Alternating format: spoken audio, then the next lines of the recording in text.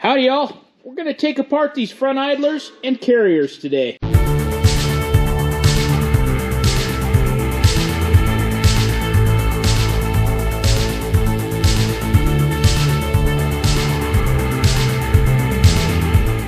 As you could see last time, we had our work cut out for us and we painted, we don't know how many square feet of primer on all this stuff. We did forget a couple of things. The main goal is to get these apart, get them cleaned up, and get some primer on them. These are the one off of Festus, both of these here that have the guard over the back of it. But these are in excellent shape, especially this one right here. So I want to see if those will work on our 4G towers. Dirt stuck in the towers is obviously not uniquely a 4G thing, because the 5T has it as well. And I think we're going to use the pneumatic chisel that I have to hammer that stuff out of there. The reason I don't want to use these ones off of 5T, and I think they would be better, especially with this guard up here, but they're an inch taller than the ones off of 4G.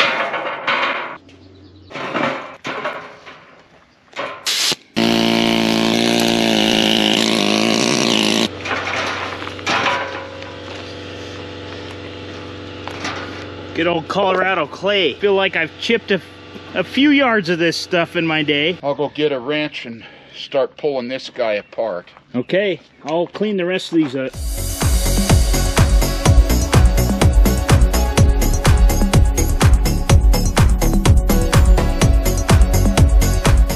What a mess. That stuff is packed in there. I see there's a little chunk clear on the top I still need to get out of there. But the 2 or 4G are cleaned up. I could knock those out of there. I'll go ahead and clean up these 5T ones. We'll paint them. We'll put some primer on them. Dad's taking the roller apart. He took the cap off. It's right there with the grease zerk in it. Am I seeing fold over locks? I'm trying to see. It looks like it. Yep, there is. And there's 3 bolts there in a cluster in the middle. So you'll have to bend the fold-over locks out and we'll get those out. I'll go get my fold-over lock chisel. Hey, gasket maker, was there a gasket on here? I don't know. The cap's right here. I never took one off. I don't see one. I don't either. I think there was. Oh, I see. Oh, it's a big ring, and they just bent the corners of it in on the bolts. Barely. Yeah, barely. I don't know what good that's going to do, really. I don't either. Nothing left of that lock. No. I mean, I can look at the part number and see if I can get one. Or we'll take these other 2 apart. Maybe there's a better one in there. I don't know. They're not very good. No. Okay. Maybe we'll put a little Loctite on it when it goes back together anyway. Got a shim. That's not really a shim. It's like a spacer. Keeper washer. Oh, yeah. I'll bet that thing will just pull right off of there now. Probably. I imagine that's all that holds it in, and then you got some bearings inside of there, and then there's a seal in the back, which I've got new ones, I think, hopefully. And ideally, if these are the same as the 5T, we'll swap them. Yeah. This is a 4G one. It's got a groove on it here, a little dish. This is the worst of the 4 of them. Well, these are pretty simple. Is there a seal? Yep. Oh, yeah, there's your seal. There's your grease seal in the back. I got a new one of them. But these might just go up on a shelf for now. We'll put some primer on them, clean them up. That's simple as can be. It's got a little wear on it. Oh, yeah, sure. Sure does. I'm going to continue cleaning out these towers. And you can see here, this is just the dirt that came out of the 4G ones. And I've got one of the 5T ones done here, but that stuff is packed solid. I guess the vibration of the tracks, it's kind of reminds me of a concrete slump, but must all get in through those. Got the dirt out of everything, and that made a heck of a mess under the bench. Dad's cleaning this up. I'm going to pull one of these 5T ones apart over here and see if they're any different. I don't think these are the correct bolts. They are not cat ones, and I just noticed something interesting on this other one off of that 5T. They've got square-headed bolts in here. I don't think that's factory. These just have the split lock washers, no fold over in here.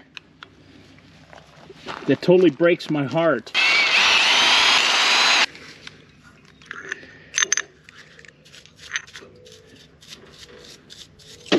So far this looks exactly the same. Apparently they said, we don't need no stinking seal.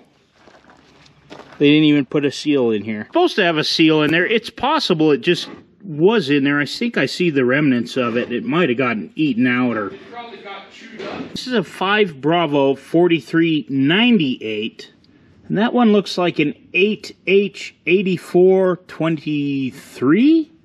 And right here in my book, it's showing a 5 Bravo 4398 crosses over to a 9H9422. That's clearly looks like a 3.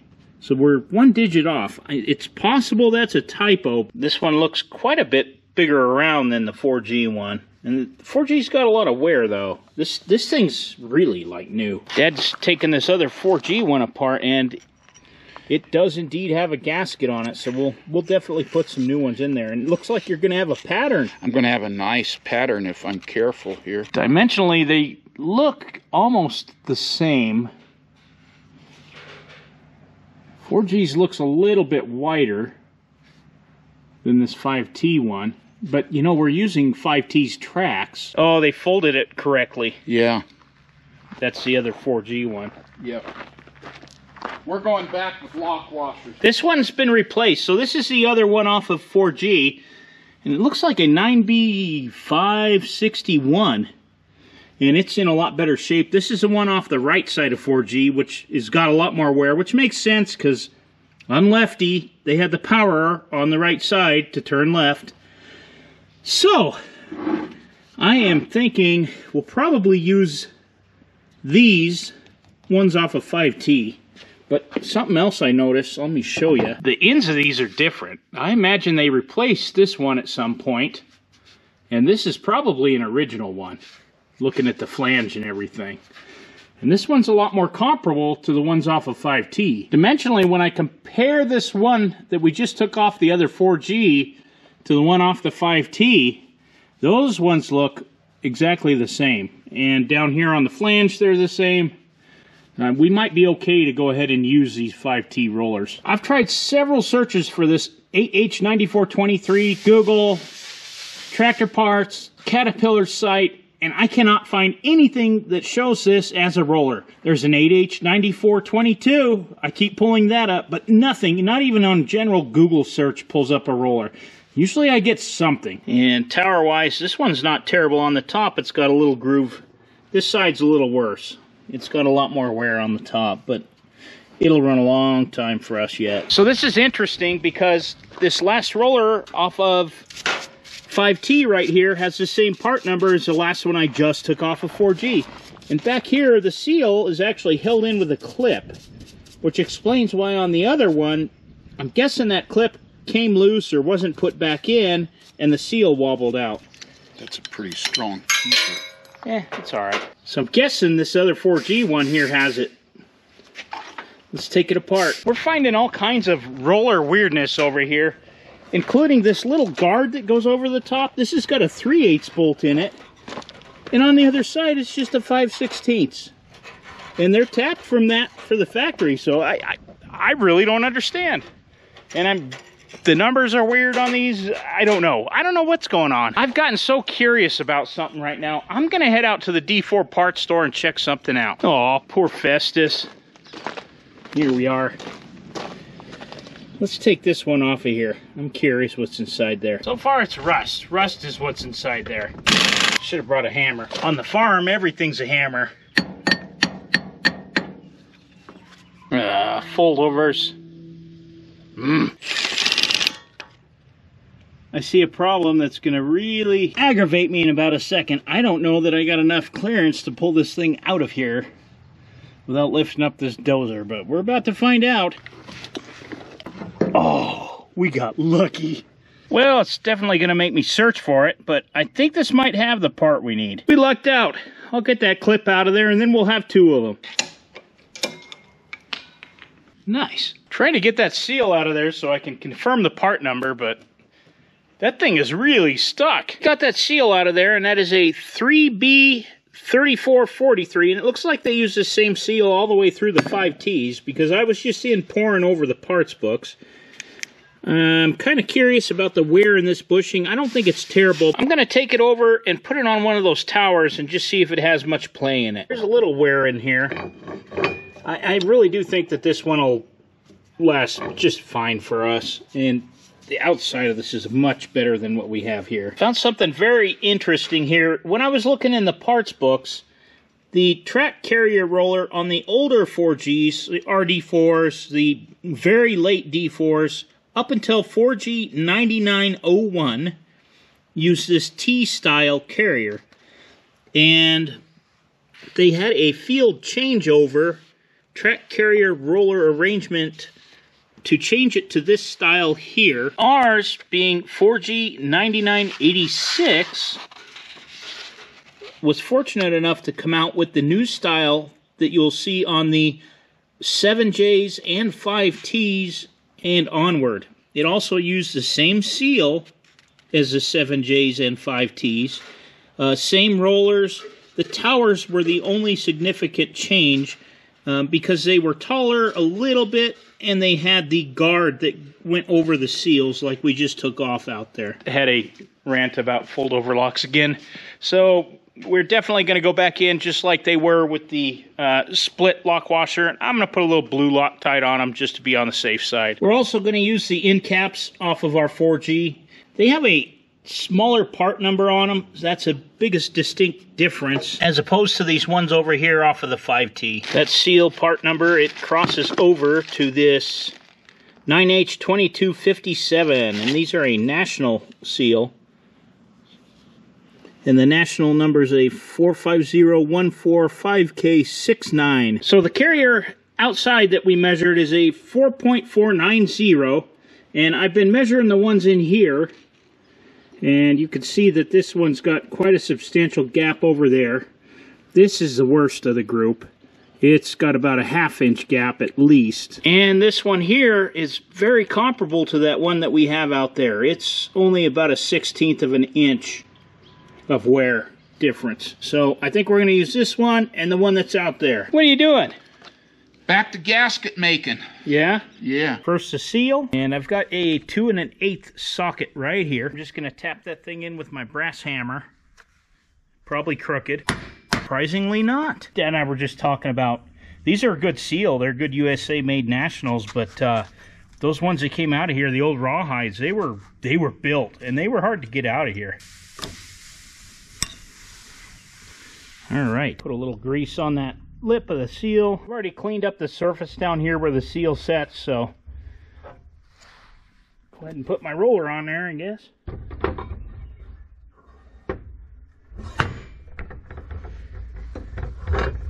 So I've double and triple checked because it seems weird to me that there's no shims and that this thing would have this much free play, but it does. So up next comes this washer, and I'm going to just put regular old split lock washers because that's what they had on the newer ones. The older ones did have a fold over lock, and I'm going to put just a dab of blue Loctite on there to hold them in place. Got the gasket on the cap. I'm going to put that on here and start our bolts, and I'm putting new lock washers. And that one's done and together. I got to clean the other one up. I'll put it together, but I'll do that off camera. This one's ready for some primer. There's no shims or anything in there. When you put the cap on there, it adjusts the in play, so it can only go one way. We're kind of nerding out here. You can see when they built the casting for these front idlers, there's like an imprint from a finish nail right here, but it's not just right there.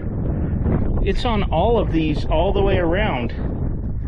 So when they built the casting out of wood and foam or however they did it, it left that imprint in there.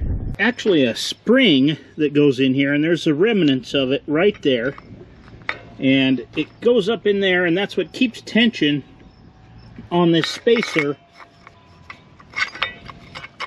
to keep it from slopping around. And the other day after the sandblaster was here, I walked around the yard and I actually found this, and what this is a broken one out of here, and it fits in that cup. like so. It's actually, the broken half is still in there. Now, I did find there's a crossover part number for these. It's kind of a rubber donut bushing that goes in here. So I ordered some of those up. Now we're going to go ahead and take this apart and get it ready for some primer. Just like most of this project, this is my first time doing it.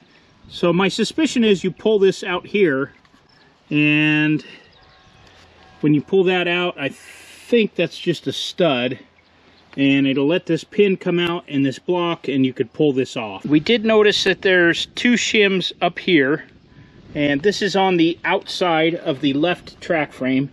And down here, there's 3 shims underneath. Interesting to note, there's still a lot of slag that's in here from the original factory casting that just got painted over. And when it got sandblasted, it really shows up. Oh yeah. Yeah, see. It's like those adjusters on the final drives. Yeah. More than that. Well, I was opting to use my induction heater to heat those up to break them loose, but Dad, he saw an opportunity for the torch, and he's not gonna miss it. We have too much trouble to just cut them off. This wind is a normal eastern Colorado day, and this is why we don't paint outside. Should be able to drive that through now. Oh, it just fell out. There's the bottom. There's where that wedge bolt that looks like a cone goes up in, and then these are your spring towers right there. So there's our shims, the guides, they call this, by the track frame. It looks like we might need to take out that grease zerk that's in there. So those shims are how you adjust your alignment on the track and how much it leads right or left by how many shims you put on each side of the track frame. Those grease zerks have bit us a few times, haven't they? Because this fitting screws into the axle. Oh, into the pin. Okay. See? So we got it, and that came off. And then it slips right off. Okay. So... no seals in here, it looks like. Well, we'll clean it up, but we got to remember there's a whole bunch of shims in here. That's a really thin guy. And there's our... it's just like the rollers, only a bigger scale. Even the washers are just like a bigger scale to the rollers. They're just bigger, that's all. No, that's not much to it. No. Oh, they just have a plug on this other side where the grease So goes. I doubt that goes in. Oh, that's angled too, just like the Yeah, grease they're one. angled that way on purpose. There's our shims. There's 3 shims. There's the springs in that pocket. There's that tapered pin right there. Pull it out. Springs. Okay, the spacers for the springs go in the top. There's one. Those go in the top of the tower, on the top of the springs. The other one fell out. There's the other. There's your groove. And it's tapered, so it's wider at the bottom than the top. I wonder if we should swap sides with these pins. Let them wear on the other side. I don't think they're wore that bad. 7/16 square.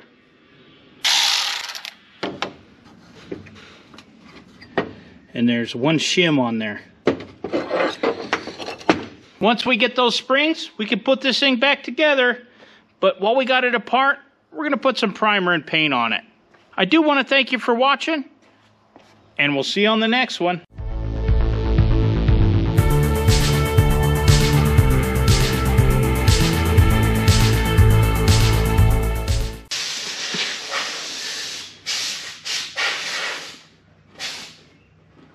I've tried several search. I could almost leave a toolbox out here. Save me a lot of trips. Just getting a closer look at some of the stuff on this McCoy dozer. There's no way of getting this thing running again. You would have to take all this chassis and put it on another machine. It just, no way. That undercarriage is trash. Yeah? What else did you see?